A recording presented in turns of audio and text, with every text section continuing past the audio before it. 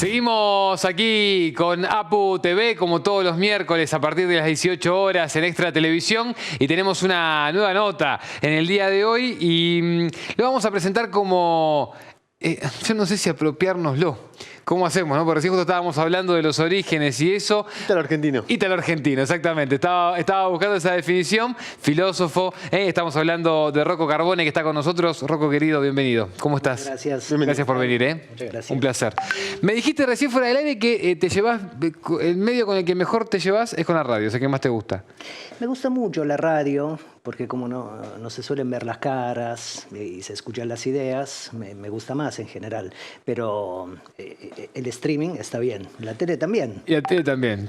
Son medios a los que aceptás, pero sí. Pasa que también la radio que tiene es como que, me parece que respeta más como los tiempos también para la reflexión, ¿no? Tiene como algo de eso. Y me parece que es un medio organizado más alrededor del debate de ideas, sobre la palabra, los sonidos.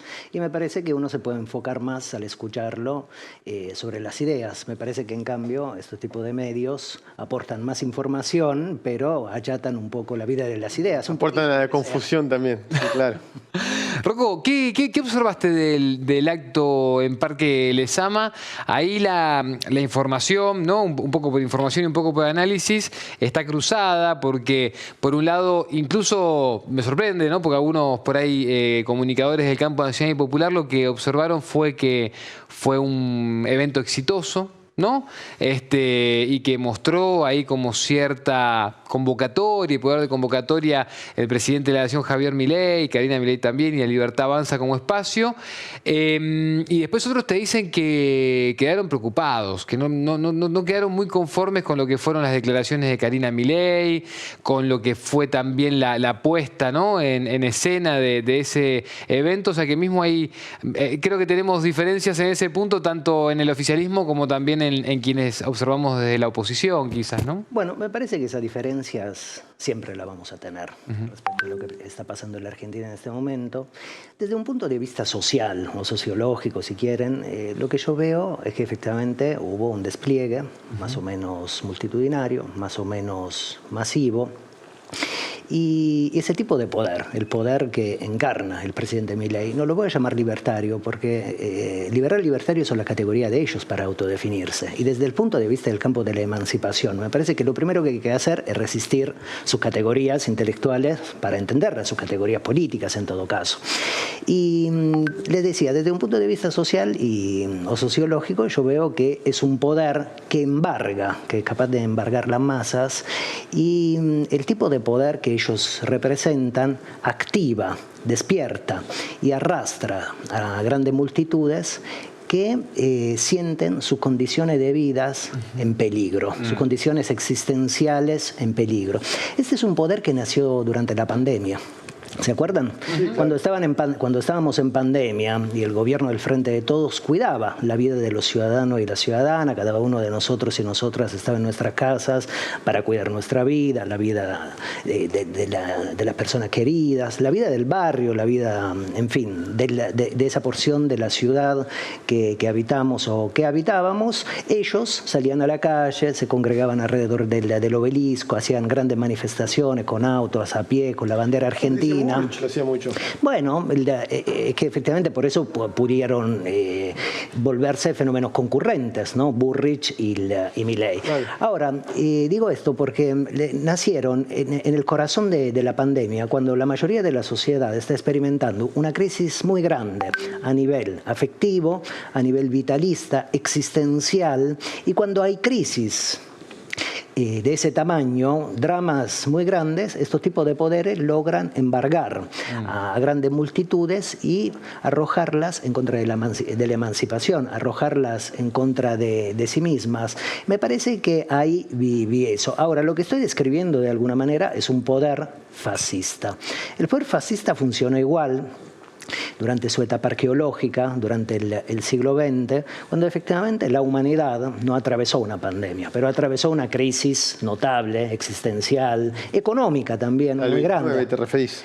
No, me refiero también a eso, pero me refiero sobre todo a la Primera Guerra Mundial. A la Primera Guerra Mundial.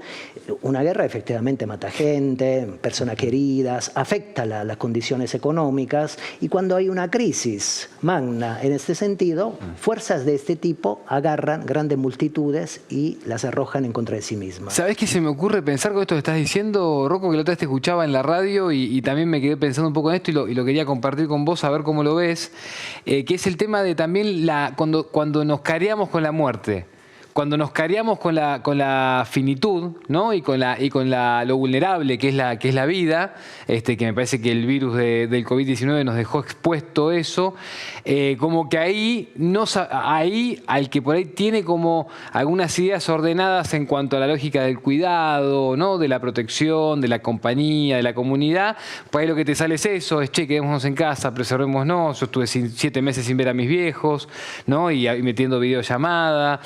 Me perdí algunas citas también, porque en ese momento estaba soltero y otras cosas más, pero digo, esto como para ponerlo en términos coloquiales, pero después al que capaz tiene otro tipo de ideas, lo que eso lo hace es como arrojarlo a si se quiere, la deriva de la violencia, ¿no? Del no me importa nada y yo soy el que va a sobrevivir por sobre otros. Yo creo que el fenómeno pandémico tenemos que ser capaces de pensarlo, porque fue un gran drama de la humanidad. O sea que todavía para vos no lo tenemos del todo desculado, digamos. No, hay muchas cosas para seguir pensando. Miren, como ejemplo, 76-83, dictadura, 30.000 compañeros desaparecidos. Y hay que agregar presentes ahora y siempre, indudablemente. Digo, gran drama de la Argentina. A casi 40 años de la vuelta a la institucionalidad democrática, seguimos conversando sobre ese drama enorme de la vida política nacional. Si pensamos, por ejemplo, en uno de los grandes dramas de la historia de la humanidad, siglo XX, la Segunda Guerra Mundial, Auschwitz, a casi 100 años seguimos conversando sobre esos fenómenos. ¿Por qué digo esto? Porque los grandes dramas de la humanidad deben ser tratados con la complejidad del caso, porque los grandes dramas de la humanidad son inherentemente complejos. Y la pandemia afectó a la Argentina, al Cono Sur, a América Latina, el mundo. Italia mismo. Claro, y este poder se vincula con la racionalidad de la pandemia. Yo creo que vos decías una cosa de lo más interesante, ¿no? La pandemia nos puso frente a la muerte, ¿no? Miramos a la muerte, o la muerte estaba en nuestros ojos. Ahora, este poder también es un poder tanático, es un poder de destrucción tanática absoluta, porque al otro, a quien no está contenido dentro de su campo de fuerzas, lo quiere exterminar. Lo vemos con las personas que están enfermas de cáncer y que no pueden acceder a sus medicamentos, con los pibes y las pibas que mañana se van a movilizar en la Plaza de los Dos Congresos y que ven afectado el derecho de la educación superior. Lo vemos con los jubilados y las jubiladas que se están movilizando todos los miércoles también en la Plaza de los Dos Congresos, y así con todos los sectores de la sociedad que se resisten a ese poder que trata de expandirse. Menos los ricos todos, te diría. Menos las clases privilegiadas todos, efectivamente, lo que no son ellos. Ahora, ¿quiénes son ellos desde mi punto de vista? Este poder representa, si no me engaño, una alianza de clases. Entre una clase media, desclasada, el presidente Milei, de hecho, es un clase mediero desclasado, donde veo ese elemento de desclasamiento. Eso lo vemos si pensamos muy bien, digamos, cómo operó cuando era diputado de la Nación. ¿Qué hacía con su salario? Ustedes son trabajadores. El trabajador o la trabajadora vive con su salario, entonces no lo va a rifar, no lo va a sortear. Bueno, con ese rechazo al trabajo, porque rechazaba el salario, efectivamente demuestra una condición de desplazamiento respecto de su clase social. Está bueno eso, Rocco, no lo había pensado nunca así, porque es verdad que fue como una estrategia de marketing inteligente por parte de ellos, porque tuvo impacto, pero nunca lo había visto así. Lo subrayó en Lezama, y lo volvió a subrayar en la entrevista con Susana Jiménez, lo importante que fue sortear es una cosa central en su pensamiento. No es solo un sorteo, es la negativa de sentirse ubicado en su clase social, que es una clase, la clase media, digamos, que se rige sobre el trabajo. Nosotros y nosotras lo sabemos muy bien. Bueno, me parece que la Libertad Avanza, el fenómeno es una alianza de clases entre una clase media desclasada que rechaza su condición de trabajador y la clase privilegiada. La clase privilegiada es siempre las clases gorilas de siempre en la Argentina. Por eso Cristiano Ratazzi habla bien del experimento del presidente Milei. Y digo una cosa más respecto de la pandemia. La pandemia, si afectó algo, entre las muchas cosas que afectó, fue afectar el lazo social. el vínculo. No te podías ver con tus viejos, con tu pareja, con tu hijo, en fin, con los amigos y las amigas. Y este poder también afecta, digamos, el lazo social. Por eso es un poder pandémico, es un poder que expande la pandemia, porque efectivamente rompe los vínculos afectivos, los vínculos de unidad. Rocco, si te sigo en el pensamiento, hay un elemento paradojal, que es, hay una pandemia, la gente sufre y como reacción elige un gobierno que continúa ciertas condiciones de la pandemia. Sí, claro. Exactamente, es paradojal, porque este poder es paradojal. ¿Por qué digo esto? Porque en cualquier país libre, ¿cómo se construye el consenso? Se construye porque el ciudadano, la ciudadana libre, más o menos puede adherir a una parte de la sociedad, a un movimiento, a un partido, a una idea. Ahora, todo esto en la Argentina ha sido descalabrado. No ahora, no desde la pandemia, sino desde, digamos, las emergencias de la emancipación. ¿Por qué digo esto? Porque el ciudadano y la ciudadana que votaron a este experimento teratológico, no lo votaron libremente. ¿Experimento? Teratológico. Y son monstruosos. Es un experimento teratológico. No lo votaron libremente porque en la Argentina estamos frente a una mediaticidad monopólica que te taladra la cabeza todos los días. Y esa mediaticidad monopólica, que además confunde permanentemente al ser humano, está ampliada por las redes sociales, que son aparatos del capitalismo digital. Todos nosotros y nosotras estamos laburando.